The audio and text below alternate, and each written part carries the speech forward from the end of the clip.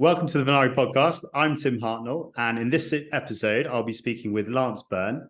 For over 20 years now, Lance has held leadership positions across multiple sectors and worked in a number of different geographies, including Africa, India, Europe, and the Far East, and of course, the US. Most recently, he has been CEO with IG Design Group, responsible for a business unit of roughly 650 million. Lance, it's great to have you on the podcast, and thank you for joining me. Hi, Tim. It's a pleasure to be here. Thank you. In today's episode, we're going to be hearing about leadership, how important a part that has played in Lance's career. We're also going to touch on the importance of team dynamics and hear Lance's insights as to what might be coming around the corner for packaging and manufacturing. So, Lance, for like I mentioned, over 20 years now, you've been in various different leadership roles. In your experience, what key attributes and characteristics do you believe are essential for any C-level executive to be successful in today's business landscape? I suppose it's worth prefacing it that, it's based on experience, practice, and actually, more importantly, experimentation. Thinking about it, I distill 6 things that I think really are quite important in certainly my journey. I think the first really is deciding with speed and conviction. And the way I interpret that is, don't let perfection override pragmatism. I think there's evidence now to suggest that, decisions that are made quickly actually have greater outcomes than long deliberation and procrastination. So that, I think, is a key lesson. Secondly is engaging for impact, is, what do you really want to achieve? What do you want to prioritize? And how do you communicate with conviction to the team so you can carry those ideas forward? So it's all about engagement. I think the other 2 that really come to mind and are so important given the journey we've been through is adaptability. You just have to adapt to very, very changing circumstances.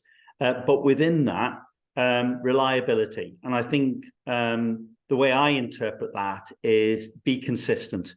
Be consistent in your values, your messaging. I think when you're trying to lead people, particularly, people appreciate that level of stability and consistency as you navigate difficult circumstances. The final 2 are related. I think resilience. Again, that should resonate with many people, given what we've all experienced. But when you're navigating those type of challenges, you need to have personal reservoir resilience to be able to see it through, and that's what people expect of the C-suite.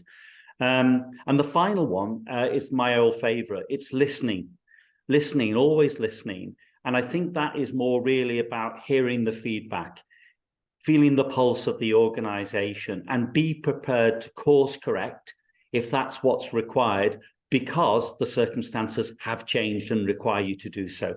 So those are the 6 that I think have guided me over the years. So turning the lens into a slightly more sort of talent perspective now, how do you ensure you build the best teams possible? Yeah, I mean, the key word is diversity, but in my opinion, I focus on things like diversity of talent, personality, and demographic.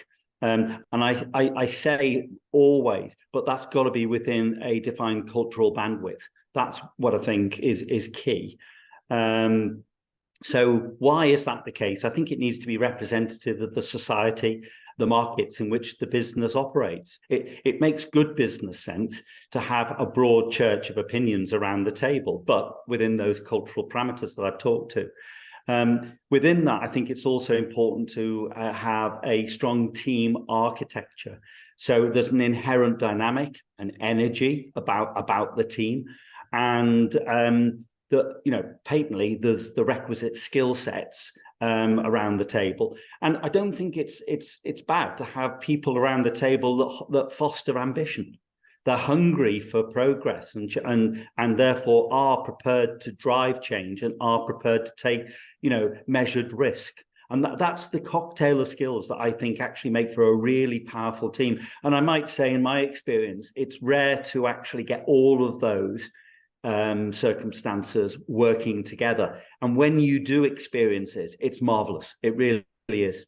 And just a quick one on that. Have you ever experienced sort of when you're after or when you're hiring at the sort of senior end of things, do you ever find that sort of what you're looking for changes during the process? I think that's a fantastic question. And actually, the answer is yes. And the analogy, I think, is it's like when you go and buy a house and you're moving house. You set off with the ideal of what you think you want. And, within our Fentric group, you always end up with a house that isn't quite what you expected, but actually fits the bill. So, and I think recruitment is the same. I think that's why you want, a good long list so you can actually explore the alternatives. And that in itself hones and shapes the specification of the individual that you really need, as opposed to what you thought you need. So yeah, I think absolutely. So to any aspiring senior executive in the workplace today, are there sort of a couple of pieces of advice you'd give to anyone sort of pursuing the path of sort of CEO? Yeah, there's a few things really. Reflecting on it. Some people may know the famous saying by Richard Branson, I think, quoted it: if someone offers you an opportunity, say yes, and then figure out how to do it. And that resonates with me, because I think if you want to actually progress, you've got to be hungry to take an opportunity, to stretch your own comfort zone and explore new avenues.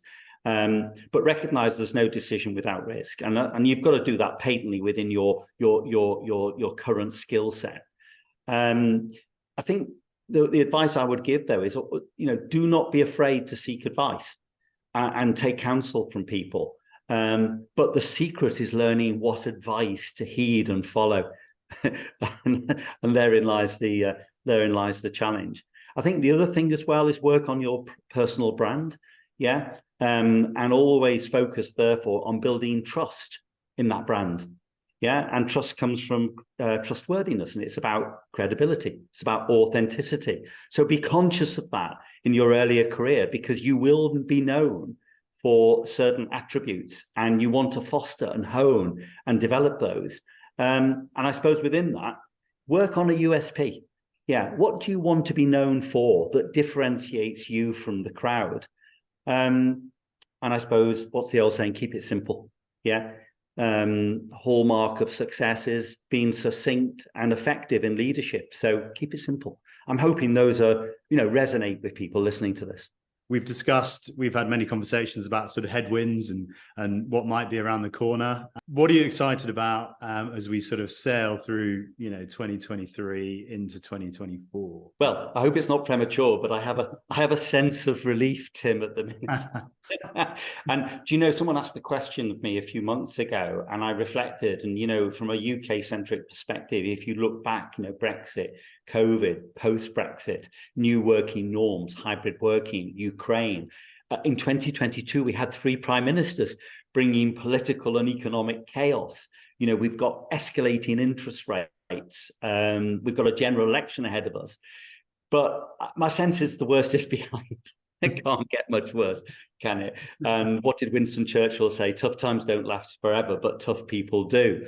So I think that organizations and businesses that have successfully navigated that whole list of challenges, by definition, will be more resilient, and they've learned to adapt, and hopefully that's becoming part of their organizational DNA. So I think the foundations going forward for businesses that have navigated this successfully, I think, is really good.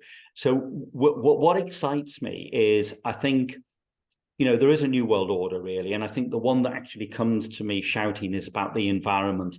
The environment demands innovative and sustainable solutions. And I think business and commerce is genuinely a force for good in society. And it's central to solutions that will help us regarding the environment. And, don't lose sight of the fact that business is the wealth creating engine of any economy, and it pays for everything that society depends upon. And I think, business and commerce working alongside the educational institutions, they're a great incubator for innovation. So if you take those kernels, what an exciting future there is ahead. And I think that's what I would ask people to focus on. Brilliant. That is the lifting sort of way of putting it. And no, thank you for looking at that in such a positive light. Yeah, look, let's catch up soon. And thank you again for coming on the podcast. Thank you, Tim. It's been a real pleasure. Great to see you again. Thank you.